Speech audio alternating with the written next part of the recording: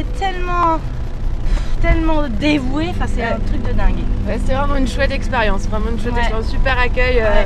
Et puis quand ça se passe comme ça, par surprise, sans que rien soit programmé, c'est top, c'est vraiment top. Donc si on vous propose un truc comme ça, acceptez à 100%, c'est de la balle atomique. Et voilà, et là on reprend la route direction Chaiten, on reprend la Carretera Austral et donc que de pistes. Apparemment c'est une portion de route qui est assez dangereuse, nous a dit Italo, j'arrive jamais à me souvenir de son nom. Donc va falloir prudente. Voilà, il va falloir qu'elle soit très prudente, mais comme c'est une vraie pilote, moi j'ai totalement confiance en elle. Elle est sympa. Pas du tout peur. Voilà, salut.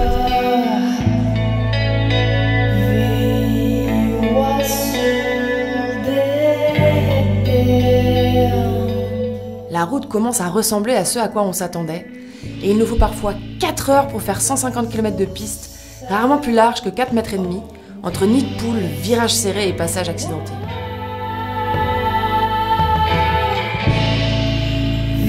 Donc on vient d'arriver à Chaiten, qui est une petite ville au nord de la Carretera Austral, qui est assez mignonne, et on cherche le centre parce que pour l'instant il n'y a pas trop de commerce, il n'y a rien. Comme on a un peu faim. Voilà, on a suivi le panneau Centro, mais dans le panneau c'est pas grand chose quoi. Mais c'est mignon, c'est très mignon. Une petite tienda à tout, non. Il y a un food truck. Ah ouais, putain, trop drôle. C'est marrant. Ah ben, il y a écrit bientôt. La vue est quand même dingue de cette ville quoi. T'es là dans ton petit village et t'as ça, regardez comme c'est beau quoi. Ouais, c'est pas mal du tout. Nous nous sommes laissés tenter par ce food truck old school, posé dans la rue principale, déserte en cette saison. Tenu par Lotta, qui a quitté son Allemagne natale pour s'installer dans cette ville du bout du monde. Sabían que el Chaitén era un volcán, era solo una montaña más. Ah sí, antes de 2008 lo sabíamos. Sí, nadie sabía y en 2008, bueno, fue como varios terremotos aquí y temblores y la gente no sabía en qué está pasando y el 2 de mayo hizo erupción del volcán y con todas las nubes que salió con los materiales del volcán, con eso se subió el río Blanco y cambió el curso y así dividió la ciudad en dos. ¿Y dónde es el volcán Chaiten? Hay una montaña que tiene nieve y de ahí sale vapor para arriba, ese es el volcán. Ah, ese es el volcán. Que es muy lejos de la ciudad.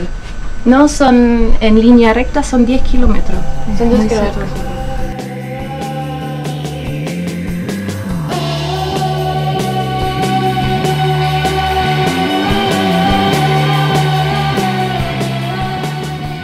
Olivia va tester pour la première fois son système pour pouvoir conduire notre voiture automatique. Tadam! J'ai trop hâte de l'essayer, alors j'ai un peu peur de ne pas réussir à pouvoir conduire comme je le voudrais, comme je peux le faire à Paris sur ma voiture. On va voir ce que ça donne. Mais pour moi, conduire sur la Carretera Austral, ce serait juste dinguissime. C'est son rêve quoi. Voilà. Allez, on essaye. Donc on va l'installer et on va voir.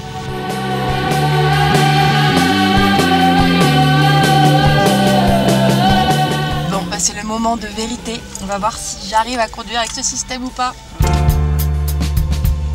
Non, pour l'instant, franchement, c'est nickel. On va voir pendant le virage, voir comment ça réagit. Exactement. Si ça touche le volant ou quoi. Ça, c'est nickel. Ça, il n'y a aucun problème. Les mecs, je crois que je vais pouvoir conduire sur la Carretera Austral.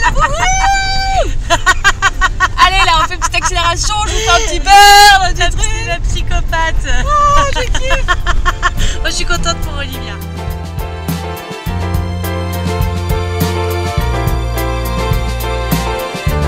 Quand j'ai commencé à réenvisager ce voyage possible, je rêvais timidement d'un 4x4 adapté à la conduite manuelle. Et de pouvoir, quelques années plus tard, me retrouver au volant de Rokita sur la Carretera Austral et retrouver les joies du road trip avec ma Lolo n'est que pur bonheur. Mais si le voyage apporte de grands moments de joie, il a aussi son lot de galères et peut parfois être mal vécu.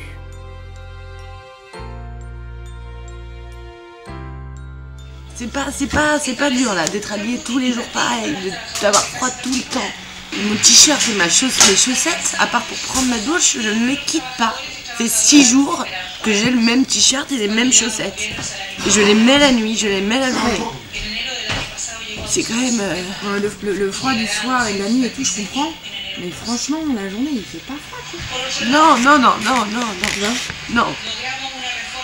Mais là, à part... oui, on est habillé pareil très souvent, c'est sûr, on n'a pas pris plein d'affaires et tout ça, quoi. Non, mais de toute façon, plus d'affaires, ça aurait pas été possible, mais... Non, mais... À part voir des beaux paysages, j'en ai marre.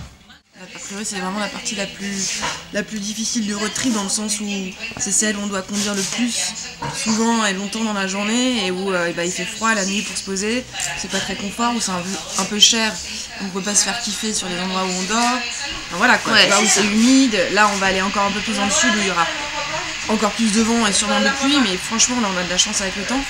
Mais voilà, ça va se tasser après l'Argentine, plus on va remonter vers le nord, plus il fera bon, à part la nuit. J'ai plus envie de pleurer. Ouais. C'est remise de toutes ces émotions que nous avons repris la route et rencontré nos premières neiges, alors que le froid continuait à s'installer. 2, 3. Ah, ça casse, hein, regarde. C'est fin, hein. Alors que nous n'avions vu âme qui vive depuis un bon moment, nous avons croisé la route de Guillaume. On vient de rencontrer Guillaume, on s'est croisés nous en voiture, lui à vélo, et il s'avère être français, donc c'est assez rigolo. Et donc on l'a vu à vélo avec tous ses sacs là, et du coup tu viens d'où, on se demandait? Bah aujourd'hui je viens d'où aujourd'hui? C'est même plus... Si, en fait je viens de Puerto Rio Tranquilo. Ah bah c'est là où on va. Voilà, et je me suis arrêté au milieu, et là je fais presque 60 km aujourd'hui. Voilà. T'es parti de France il y a combien de temps? Il y a 9 mois. D'accord, et t'as fait quoi comme pays? 3 mois en Équateur, après j'ai fait 2 mois au Pérou, et après ça fait un peu plus de 3 mois que je suis au Chili. D'accord. Et là, objectif vélo, c'est d'aller où? Faire la carretera austral. Toute la carretera australe? Ouais. Moi ce matin je pleurais parce que j'ai froid tout le temps et que c'est pas du tout mon truc, ce genre de road trip. Enfin c'est pas mon truc, ça va le devenir. Mais donc quand je te vois sur ton vélo comme ça tout seul, tu pleures de temps en temps ou pas? Non, non, au contraire c'est super agréable en fait. En fait je me disais qu'aujourd'hui le moindre petit truc ça devient vraiment une grosse joie. Et que quand c'est compliqué, c'est pas une grosse tristesse parce qu'en fait tu es en train de faire du sport, donc il y a, je sais pas, il y a l'adrénaline aussi. Ouais, l'adrénaline, c'est la dopamine, ou je sais pas ce qu'il y a. Il y a un truc qui fait que ça te met en forme, quoi, en fait. C'est des rencontres comme celle-ci qui m'apprennent à relativiser les petites galères du voyage. Et je saurai me souvenir de ces mots dans les moments difficiles. Merci Guillaume et bonne route.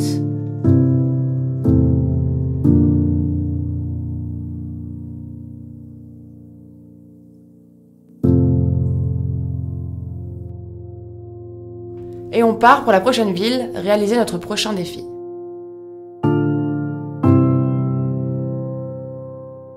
Là on se dirige pour Puerto Rio Tranquilo, qui se trouve un peu plus au sud. On va faire on va essayer de faire une petite excursion en bateau, parce que c'est un endroit qui est très connu pour ce qu'ils appellent les cathédrales de marbre. Donc c'est des sortes de formations caviques qui ont été créées par l'eau, sur un lac qui traverse le Chili et l'Argentine.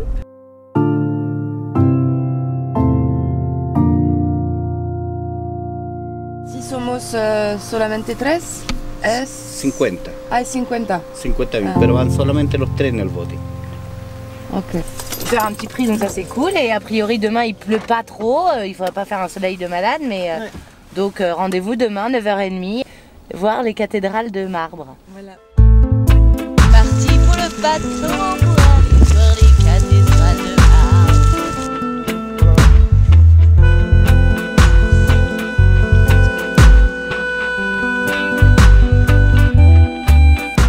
On peut dire que Puerto Tranquilo porte vraiment bien son nom en cette période de l'année. Ce qui nous a permis d'avoir le lac General Carrera pour nous et profiter en toute tranquillité des étonnantes cathédrales de marbre. Deuxième plus grand lac d'Amérique du Sud, il est partagé entre le Chili et l'Argentine.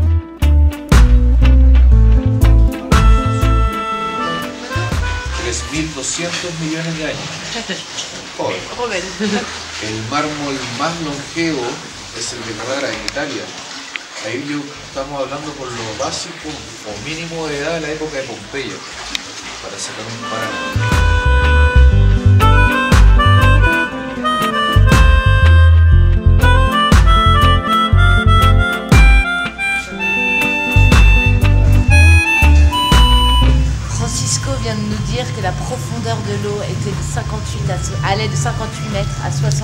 2-3 mètres. C'est assez impressionnant. Et l'eau est très claire, mais on voit pas quand même le fond. Frente tenemos la Catedral de Mármol.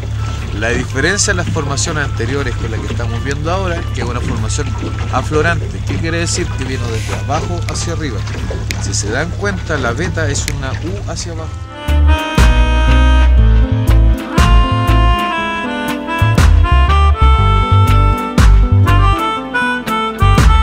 Para nosotros es un privilegio estar aquí, es octava maravilla del mundo. Es algo que tienen que venir a conocer, chiquillos.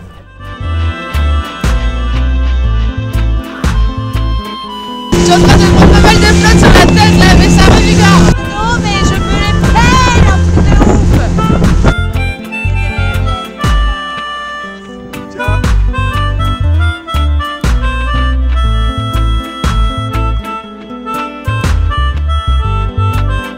Première prise en main du 4x4 pour Olivia. Premier coup de mou pour Héloïse, rapidement oublié.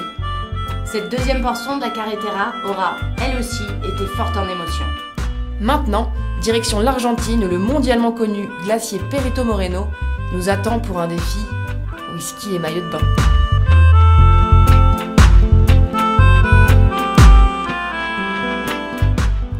On kiffe trop l'idée que vous voyagiez un peu avec nous. Si vous aussi ça vous plaît, abonnez-vous à notre chaîne YouTube et suivez-nous sur Facebook et Instagram.